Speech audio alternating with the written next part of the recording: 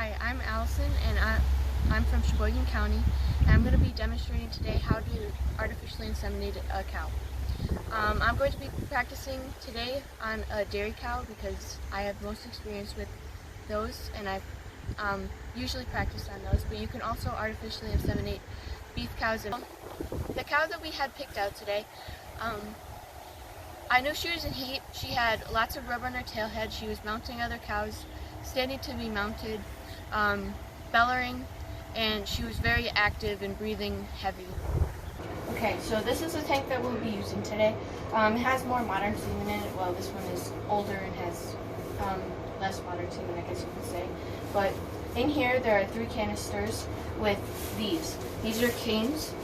So on the top, it'll say the bull, which in this case is clear cut, and then it'll say the stud code. And then this is the semen thawer. You heat the water to 92 degrees with hot water.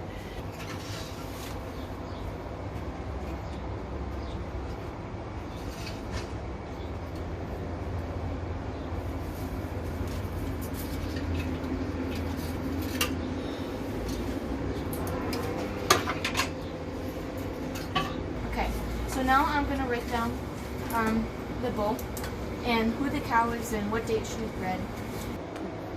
Okay, so I just got some paper towels from the milk house. That'll help me clean off our vulva and prevent uterus infection.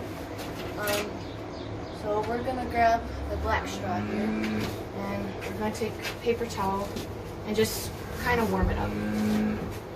Usually during the summer you don't have to do it as much as in winter, but you just want to make sure it's somewhat warm because the semen's warm. And if the semen gets cold again, it could affect the quality of it and the way the cow looks. So I'm just going to pull this up here. And this is a straw.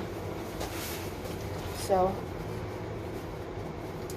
as you can see, it says the full name of the bull, which is Regan Crest Brigham ET, and it has a stud code on it too. So, we're going to put it in the gun.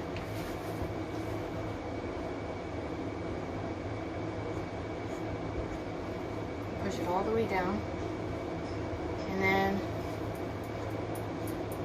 make sure all the air is out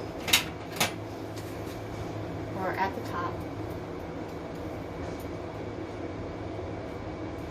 which is pretty good. So we're going to cut it up there.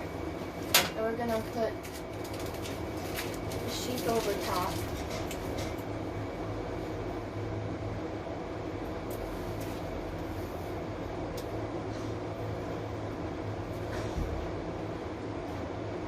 We're going to take this little black thing. The black thing on the bottom is going to help tighten it. And that's going to keep it on there. Because if it comes off, it's not good. And then I'm going to make sure this is right at the top. Alright, I'm going to put it down at my waistband to keep it somewhat warm while I'm waiting and setting up. Okay, so I'm going to get started breeding this cow, but before I started, I put some soap on it. That's going to help kind of lubricate my arm to get it easier to go. And you can see right here, this is the other detection. There's a bunch of rub, which means that a bunch of cows were jumping on her. So I'm going to go in. And when I first get in, there's just a lot of poop. And you just really have to clean that out. I got it pretty well cleaned out.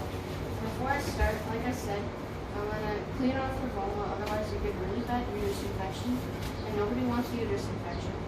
Once I think I got it pretty clean, just put the tip in, and then go. You want to get it, make sure it stays up, because otherwise you go in the bladder, and that can also ruin the semen. But now I'm just going to, I can feel where the my gun is. And I'm just poking around and trying to get my gun through the cervix as best I can. So this cow is in a really good heat, so I just slid through at least 2 rings, so I really only have 1 ring. Alright, now that I think I'm all the way through, I kind of feel to make sure that I'm pretty positive that I'm all the way through. And I also look like how gun is left. How much is it sticking? So like right now, I'm pretty positive that I'm pretty all the way through, because this is usually the amount that sticks out once you have them all the way through. So once you have it all the way through, then you just deposit it, and then you're done. I hope this video helped you understand how we artificially inseminate our cows on our farm. Thank you for watching, and thank you for giving me